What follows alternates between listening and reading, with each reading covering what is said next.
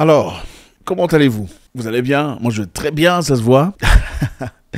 Eh bien, écoutez, on a un discours ici très intéressant qu'on a redécouvert encore une fois. Très, très intéressant. Je voudrais que vous fassiez vos commentaires pour que l'on puisse faire la lecture ensemble et puis tirer des conclusions. On y va.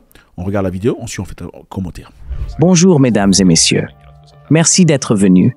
Je tiens à remercier également le Président pour notre collaboration, non seulement au cours des dernières semaines, mais aussi ce matin.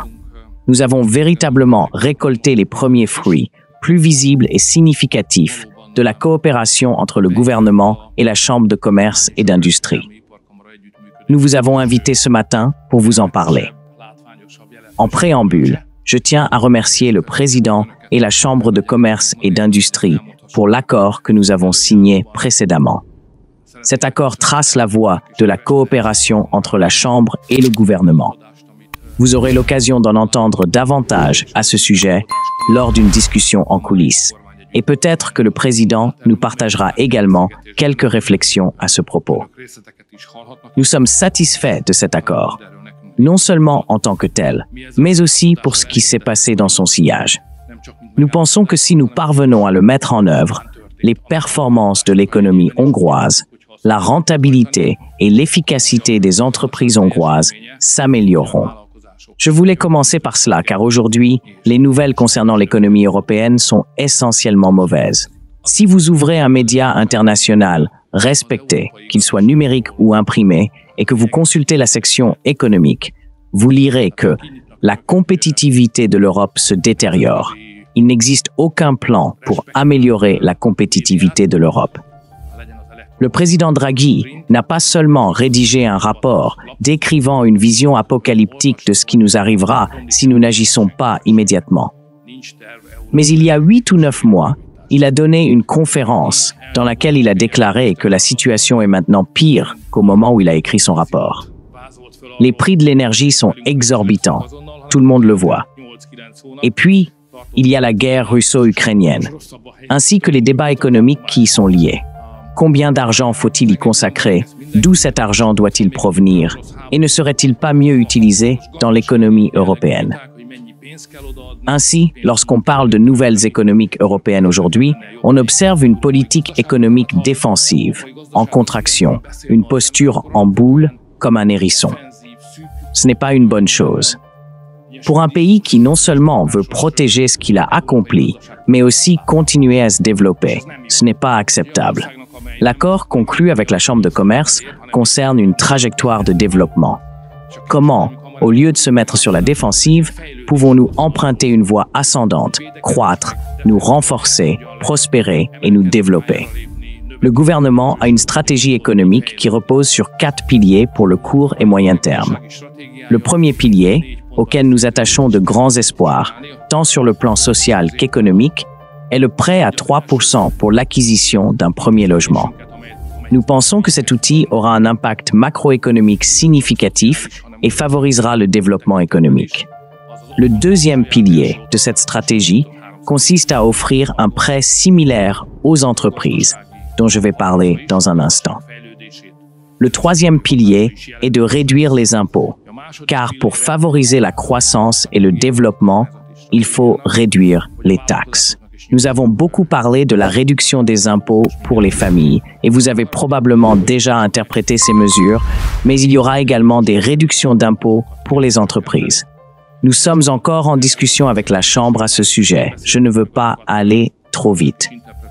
Mais nous souhaitons mettre en place une réduction fiscale significative pour les entreprises hongroises, principalement liées à l'emploi. Aujourd'hui, nous ne sommes pas réunis pour parler de ces 4 piliers, mais je les ai mentionnés car ils forment la base des plans du gouvernement pour l'avenir. Aujourd'hui, nous parlons du deuxième pilier. Comment fournir aux entreprises hongroises un prêt qu'elles peuvent facilement obtenir, qui leur apporte une aide substantielle, qui n'est pas entravée par la bureaucratie, qui est à usage libre, avec un taux d'intérêt fixe pour éviter des risques imprévisibles et qui est distribué aux entrepreneurs via un mécanisme bien établi. Ce sont les critères que nous avons définis avec le président lorsque nous avons élaboré ce prêt à 3% à taux fixe, que je vais maintenant annoncer. à partir du 6 octobre, c'est-à-dire dès la semaine prochaine. J'espère que les petites et moyennes entreprises hongroises auront accès à un prêt pouvant atteindre 150 millions de forints, à un taux d'intérêt fixe de 3%, distribué via le système de la carte Széchenyi. Je leur souhaite beaucoup de succès. Monsieur le Président, merci pour cette collaboration. Comme le prêt pour l'acquisition d'un premier logement, qui est à 3%, ce prêt sera également à 3%, à taux fixe. Concernant le calendrier, j'aurais préféré commencer dès le début de l'année. Vous vous souvenez peut-être que nous avions annoncé un démarrage en trombe, basé sur l'idée que le président Trump, après avoir prêté serment le 6 janvier, pourrait obtenir une paix rapide, ce qui changerait l'environnement économique dont j'ai parlé au début. Nous ne serions plus dans une posture de hérisson pour l'économie hongroise ou européenne, mais une paix ou un cessez-le-feu ouvrirait soudainement un nouvel espace. Par exemple, nous n'aurions pas à dépenser 100 milliards par an sur le front russo-ukrainien, mais pourrions investir cet argent dans l'économie européenne et avancer. Cependant, comme les efforts de paix du président américain n'ont pas abouti, nous avons dû tout reprogrammer. Le démarrage en trombe n'a pas eu lieu le 1er janvier, mais le 1er juillet. Si vous regardez la chronologie de nos mesures, la première a été prise en juin. L'exemption de la taxe AED et SUD et l'augmentation de 50% du crédit d'impôt familial. Ensuite, nous avons dû repousser à octobre le versement des bons pour les retraités et les soutiens pour les entreprises, prévus pour janvier, ont été reprogrammés pour juillet. Le temps de tout replanifier, recalculer et réorganiser, quelques mois se sont écoulés et nous avons pu démarrer le 1er juillet. Ces mesures arrivent donc, les unes après les autres, à partir de cette date, car nous n'avons pas pu les lancer en janvier. Je pense que ce n'est pas la responsabilité du gouvernement, mais celle de la situation internationale, de la guerre qui perdure.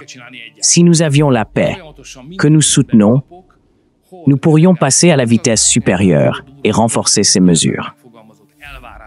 Faites-moi savoir ce que vous en pensez. C'est toujours un grand plaisir de vous suivre. Si vous n'êtes pas encore ici, faites ça, vous savez comment ça se passe. Vous ne faites pas encore partie de notre communauté, ça serait un grand plaisir de vous avoir, comme ça on va grandir ensemble. Faites un commentaire, ne partez pas sans faire un commentaire, on veut savoir ce que vous en pensez. God bless.